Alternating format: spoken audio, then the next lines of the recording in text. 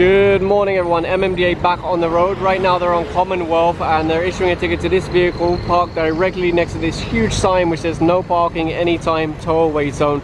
The vehicle does have its hazard lights on, but that doesn't exempt it. It will still be issued a ticket. And further down the road, one more vehicle they're issuing a ticket to. Again, he's got his hazard lights on, but hazard lights are for emergencies, not for parking. So they'll issue a ticket and then move him on his way. And the sidewalk clearing team have also been going forward, clearing obstructions from the sidewalk, especially vendor carts that have been left unattended and things like that. And the team are now issuing tickets to these vehicles that are parked here for car washes. They've tried to close these car washes down before, especially those that don't have business permits, but really it's down to the city. So right now they'll be going along and issuing tickets to all of these vehicles because they are obstructing the road. This taxi driver was arguing and the enforcer pointed up here, no parking, no vendors, no illegal structures, no illegal terminal. So it's very clear. If you look at this car wash here, it does actually have a permit to operate, but it's only from the barangay. They don't have anything from the city. That's why the MMDA have actually ticketed them 3 times because they are obstructing the sidewalk, they are obstructing the road. I'm not sure about the other businesses along here if they have a similar permit from the barangay. And of course that's the reality. When it comes to the barangay, they'll say, yeah, sure, no problem, it's okay, we'll give you a permit.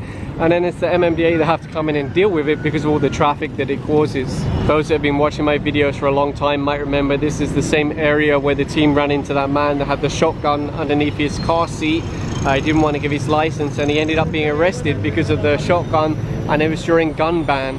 And right now you'll see Cesar's taking a picture of all this wood that's in the road causing an obstruction. The workers are moving it now that the MMDA have gone here, but he will be issuing a ticket for obstructing the road.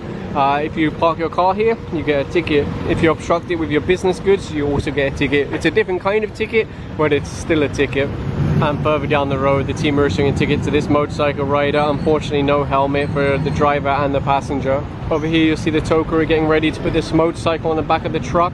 The driver was stopped for not wearing a helmet, and when they asked for his license, he doesn't have one. All he has is a student permit, so impound the bike. If you look over here, there's the anti-colorum unit from MMDA, and look at all of these vehicles they've impounded. 1 jeepney, 2 jeepney, a van, another jeepney, so many jeepneys.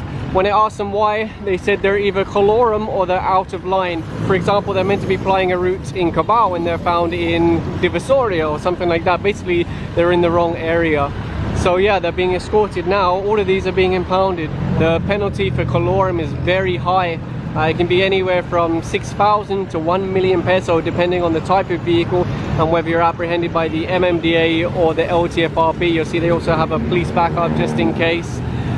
Some people complain that the penalties are too high, but the thing is, you're talking about public transport here, you're talking about the safety of commuters. You have to make the penalties high because you're really putting people in danger. If they're not licensed, if they're not franchised, do you think they're going to follow the law? Do you think their vehicles are registered? Do you think they have insurance? Probably not. And further down the road, one more ticket being issued to this truck parked here, obstructing 1 lane. So that will be illegal parking attended, which is 1,000 peso, plus obstruction, which is another 1,000, so 2,000 total. And they'll also be issuing a ticket to this tricycle, partially obstructing the sidewalk, partially obstructing the road. And the sidewalk clearing team will take away these tables and chairs. There should actually be a sidewalk here, but it's obstructed by this property that's been built. And you'll see even the larger obstructions, like this axle here is going on the back of the truck. There is an obstruction on the road. It's extremely heavy, but there's enough guys to get it on. And the team are now continuing further down the road. You can see sidewalks long gone, plus they've extended into the road itself, so they're asking now clear everything. It looks like this is again a vulcanizing shop and another one over here. Of course the problem is the customers are going to park in the road, but if the barangay keep giving them permits, then it's going to keep happening, this problem. Over here they're also confiscating these poles and this carpooling. Of course it extends into the road, it will block 1 lane later in the day. Another vulcanizing shop. Here's another example with the barangay clearance for a vulcanizing shop, even though they know they don't have any place for their customers except for the road. To make sure this one's really removed, they're using the hammer to pull it down now. A lot of the time people will say they're self-demolish, but it never happens. And right now Cesar's writing out a ticket for the vulcanizing shop since it's built on the sidewalk. I believe the penalty is 1,000 peso for the first time. And take a look at how this taxi is parked, obstructing 2 lanes so that he can go here and have his lunch. They have issued a ticket already, and over here they're issuing a ticket to this gentleman, unfortunately riding his bike without a helmet. And they just stopped this female rider here for the same problem, not wearing a helmet. She does have a license, so they'll just issue a ticket and then send her on her way. Across the road, the team are taking away more obstructions from the roads and also issuing tickets to parked vehicles like this jeepney and then a van further along. It looks like they have a bit of a struggle now with whoever owned that wood, but the thing is, they've been through here many times. They've asked people so many times, please don't obstruct the road, please don't obstruct the sidewalks. Eventually, this is their only option, to start confiscating items. And over here, one more ticket being issued to the tricycle for illegal parking. The drivers come out, but they'll still issue the ticket. And further down the road, there are more vehicles being issued tickets.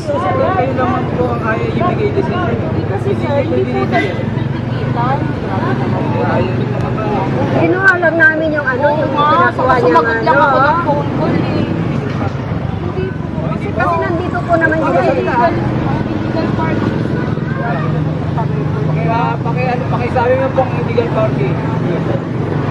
Ay kung wala sana siya, hindi naman siya. Illegal parking. Ma'am, kalira po kayo. Ano ang illegal parking? Illegal parking po, pag nakapark ako sa hindi tamang parking. Yes, ma'am. And then, syempre, pag isasagot ko ng phone call na importante, Oo, tatabi mo. ako kasi, importante po yun kasi po siya po yung pupuntahan ko. Diba po? Tapos pinakuha yung ano. Malapit po illegal parking ha. Sabi niyo ha. Bawal na tayo dito. Kasi po nakipag-usap naman po ako ng mga yun, sir. Hindi naman po kailangan pa po may mic and record para po saan? Para sinasabi niyo, yung mga sinasabi niyo.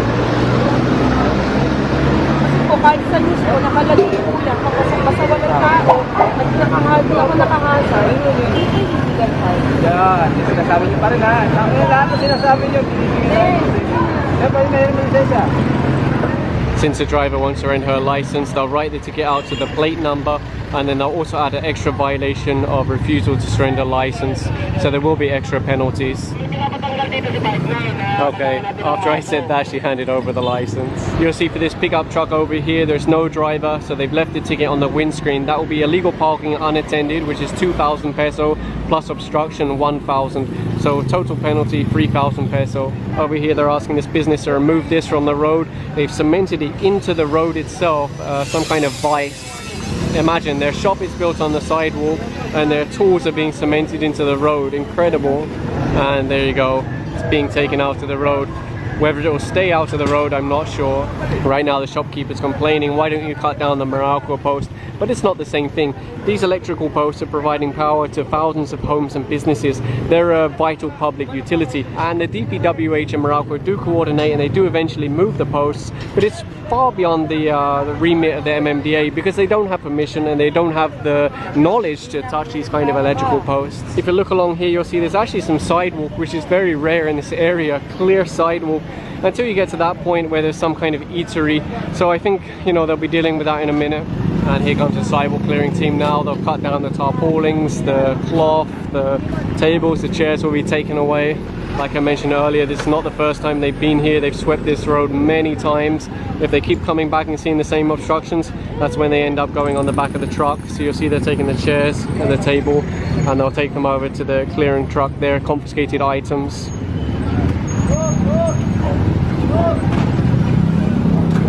You'll see this tile business here have actually made a wall on the sidewalk so pedestrians can't pass through.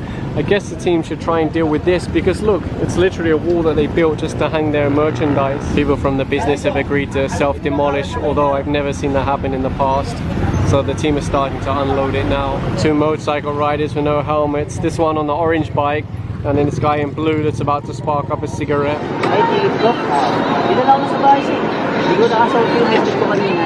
Oo nga, tapos natikitan na po kayo. Oo, ganun ticket. Pinaasasawa ko sa His story about already being ticketed doesn't add up to me. Why would he leave the house again without a helmet? And even if he was already ticketed, you can be ticketed a second time for the same violation.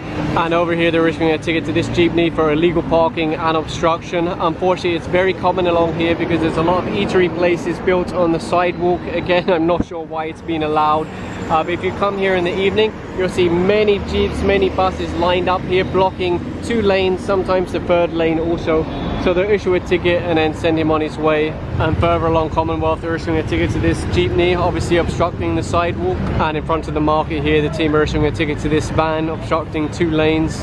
Let's stop this rider here. Unfortunately no helmet, Commonwealth, it's a very large road, also wearing slippers, so 1.5 for the helmet, 500 for the slippers. The team are now here on Tandang Sora. I think they'll be ticketing these tricycles for illegal terminal. This is a hot spot that's complained about very often. It causes a lot of traffic. It looks like there's some kind of event going on here, the Monterey Community Market. There's a lot of vehicles parked in front of it and these motorcycles here. So the team are just issuing tickets now. Another thing you'll notice on this road is the sidewalk pretty much disappears. Once you get to this point, for example, you can see one building's a little bit longer, and this sign here, it's actually hanging in the road. Look at that.